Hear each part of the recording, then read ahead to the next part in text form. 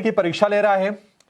Waste Asia crisis के चलते एक रेंज में फंसा हुआ है और दिक्कत की बात यह है कि जहां पर लोग स्टेबिलिटी के लिए पैसे डालते हैं वहां पर लोगों के पैसे बन नहीं रहे हैं। हम बात कर रहे हैं लार्ज कैप्स की। तो आपके हिसाब से स्ट्रैटेजी क्या होनी चाहिए और इन्वेस्टमेंट को लेकर किस तरह की अप्रोच होनी चाहिए बाजार में अभी?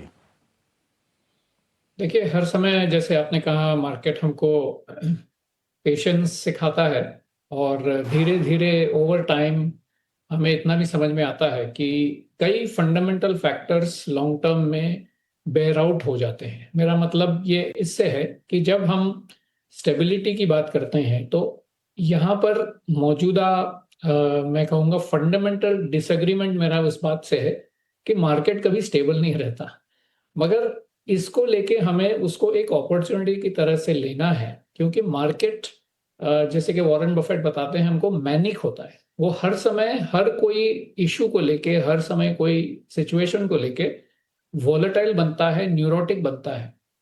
और जब कभी भी फियर मार्केट में घुस जाता है तो बहुत ज्यादा फंडामेंटल्स के आगे जाके उसको वैल्यू उसकी घटा देता है। और जब कभी भी मार्केट खुश हो जाता है तो वैल्यू की बहुत ज्यादा, कई बार उसका मर्तबा, उसकी वैल्यू मार्केट में आ जाती है। तो इसका मतलब ये हुआ कि मार्केट में स्टेबिलिटी की अपेक्षा करना एक तो पहले से ही हर एवरी डे के लिए तो मेरे ख्याल से अनरिकॉल्ड होगी। दूसरी बात यह है कि जब हम लार्ज कैप्स की बात करते हैं, स्टेबिलिटी किस बात से आती है? लार्ज कैप्स की स्टेबिलिटी आती है कि इनकी बिजनेस मॉडल, इनकी मार्केट शेयर, इनकी मार्केट लीडरशिप इतनी ज्यादा है कि उनके धंधे में बहुत लंबे अरसे तक कोई बड़ी चेतावनी या ऐसी कोई सिचुएशन आने की संभावना बहुत कम हो जाती है। मगर ये बात मार्केट को समझने के बाद उसके अंदर उसकी वैल्यूएशन में एडजस्ट हो जाती है। तो ऐसा कुछ नहीं कि अपॉर्चुनिटी यहाँ है वहाँ है, आपको वैल्यूएशन देखना है, आपको कंपनी की स्टेबिलिटी देखनी है और उसके ऊपर आपको वैल्यूएशन का दाम लगाना है। तो मेरे ख्याल से फिलहाल अब पिछले 2 साल से जो जियोपॉलिटिकल अनसर्टेनिटी चल रही है उसके मुताबिक अपने अर्निंग्स ग्रोथ के इन लाइन लार्ज कैप्स ने अर्निंग्स प्रेजेंट किया है, उसके मुताबिक अपनी वैल्यूएशन स्टेडी रही है। और अगर आपने मिड और स्मॉल कैप को देखा तो बहुत ज्यादा वॉलेटिलिटी हमने देखी, मगर वहां पर अर्निंग्स ग्रोथ अब ज्यादा दिख रही है। इसके लिए इन पॉकेट्स हमने देखा है कि mid caps have actually outperform large caps in the first 6 months of this last quarter. जी। हम्म। तुषार जी, फिर मतलब जो नए निवेशक हैं वो क्या करें सर? क्योंकि हम देख रहे हैं कि 20.5 का पीई है निफ्टी का, रीजनेबल है।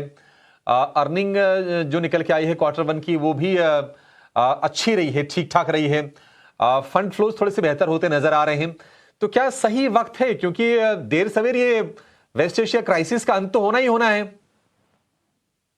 नहीं, बिल्कुल सही बात कही आपने। और जो लॉन्ग टर्म निवेशक हैं उनको इस बात से सतर्क रहना चाहिए कि जो कुछ भी ऑन एन एनुअल बेसिस होता है, मतलब 6 महीने में हुआ, 1 साल में हुआ, वो ज्यादा देर तक मार्केट में रहता नहीं है। और वो जब सिचुएशन मार्केट से निकल जाती है तो हमारी 1 साल की जो अवधि है वो हम गवा देते हैं अगर हमने हेजिटेट किया। तो आपने जब कहा कि मार्केट में आने का समय क्या है, तो मैं अपने 30 साल के एक्सपीरियंस से कहता हूं कि हर दिन मार्केट में उतरने के लिए अच्छा है अगर आपकी लॉन्ग टर्म फोकस है।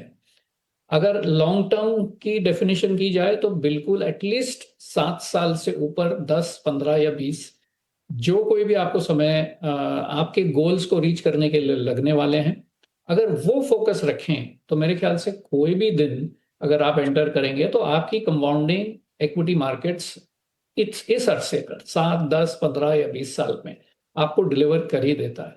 तो मेरे ख्याल से निवेशक, specially small investors who are trying to build wealth over a long period of time, ऐसा मत सोचें कि भाई अभी ये सिचुएशन है, सिचुएशन चली जाएगी फिर मैं आऊंगा। ये अगर आप करते रहेंगे तो आप बहुत ही कीमती वक्त ज़ाया करेंगे।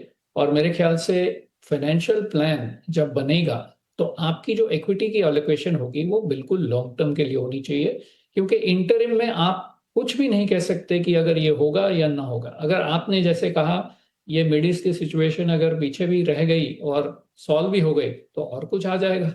अगर हर एक चीज को हम लेके अगर इक्विटी मार्केट से दूर रहते हैं तो मेरे ख्याल से what is the biggest loss is the time. So if you lose the time then you don't have that time for compounding. जी, तुषार जी, मतलब इस वक्त अगर हम पूछें तो सबसे बड़ा जो चैलेंज है बाजार के सामने, वो आप क्या देख रहे हैं? और दूसरी चीज ये है कि अगर किसी को सेक्टर यहां से चूज करने हो तो आपके हिसाब से प्रेफरेंस क्या होनी चाहिए? देखो, जैसे इंडिया की सिचुएशन है फिलहाल, मेरे ख्याल से एक मल्टी ईयर अपॉर्चुनिटी मैं देखता हूँ इंडिया की स्टॉक मार्केट्स में. क्योंकि हमने जो अब तक का हमारा जर्नी रहा है, जब हमारी इकोनॉमी $1 ट्रिलियन की हुई थी, वो हमारे इंडिपेंडेंस के बाद 60 साल के बाद हुई. मगर आज हम देखते हैं तो उसका चौगुना हो चुका है वहां से. और पहली बार जब हम $1 ट्रिलियन की इकोनॉमी बन चुके हैं, वहां से 2 ट्रिलियन बनने में और वहां से 4 ट्रिलियन बनने में अब कम समय लगते जा रहा है. तो मेरे ख्याल से अगर उसको आप एक्सट्रैपोलेट करें और अगर आगे के 10 या 15 साल सोचें तो हमारी इकोनॉमी की साइज, और ये मैं नहीं कह रहा, वर्ल्ड बैंक और आईएमएफ के रिपोर्ट्स हैं जहां पर इंडिया की ग्रोथ एस्टिमेट इतनी ज्यादा स्ट्रांग उन्होंने पेश की है कि मेरे ख्याल से इक्विटी इन्वेस्टर्स को ये देखना चाहिए कि ये हमारे पास अवसर है कि हमारी कंट्री जब $4 ट्रिलियन से 10 ट्रिलियन 15 ट्रिलियन तक चली जाएगी अगले 10-15 साल में, तो उसमें पार्टिसिपेट करने का एक बहुत अच्छा तरीका है कि इक्विटी मार्केट्स में पार्टिसिपेट करें, डिवर्सिफाइड रह के. तो इसके लिए आपका दूसरा प्रश्न है कि सेक्टर्स कौन से चुने. मेरे ख्याल से सेक्टर्स चुनना at the best is going to be very difficult. क्यों? क्योंकि जैसे हमने देखा, अगर आप 20 साल पहले की कंपनियां जो निफ्टी में या सेंसेक्स में हुआ करती थी, अब धीरे धीरे देखते हैं कि वो कंपनियां एग्जिस्टेंस में नहीं है. वो बड़े बोर्ड पे नहीं है. धीरे धीरे उनकी मार्केट कैप कम हो गई है और नई कंपनियां इंडेक्सेस में आ चुकी हैं. तो इसका मतलब ये रहता है कि जैसे हमारी इकोनॉमी बढ़ती है, नए विनर्स इंडेक्स में आ जाते हैं. तो अगर आपने इंडेक्स ही लेना चाहा तो हमारा इंडेक्स भी बदलते रहता है. तो अगर आज के दिन कोई एस्टिमेट करे कि भाई ये सेक्टर अच्छा चलने वाला है, दूसरा सेक्टर चलने वाला है, तो मेरे ख्याल से वो प्रोबेबिलिटी कम रहेगी कि आपकी सेक्टर चॉइस अच्छी ही बने. मेरे ख्याल से सारे निवेशकों को डिवर्सिफाइड रहना चाहिए. ये तसल्ली अपने आप को दें कि हमारा देश प्रगति के पथ पर है और हमारी इकोनॉमी जो है 10 साल के बाद कितनी बड़ी हो जाएगी इसका कोई अंदाजा आजकल नहीं लगा सकते. इसके लिए सारी सेक्टर्स में थोड़ा आप डिवर्सिफाइड रह के, जो मेन सेक्टर्स हैं, मैन्युफैक्चरिंग मैं कहता हूँ, या इंडस्ट्रियल है या बैंकिंग सेक्टर है, फाइनेंस सेक्टर है, जो इस ग्रोथ को फाइनेंस करने वाला है, वो तो अच्छे चले ही जाएंगे.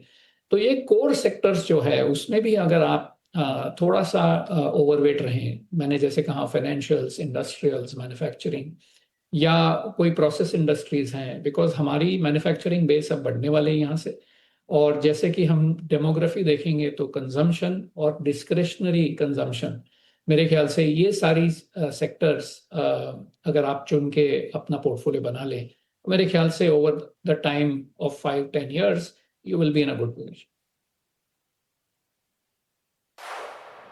ठीक है, ठीक है तुषार जी, बहुत शुक्रिया। आज आपने समय निकाला और विस्तार से आपने बाजार से जुड़े जो अहम मुद्दे हैं उस पर अपने विचार आपने साझा किए. चलिए, शो को फिलहाल यहीं पर समाप्त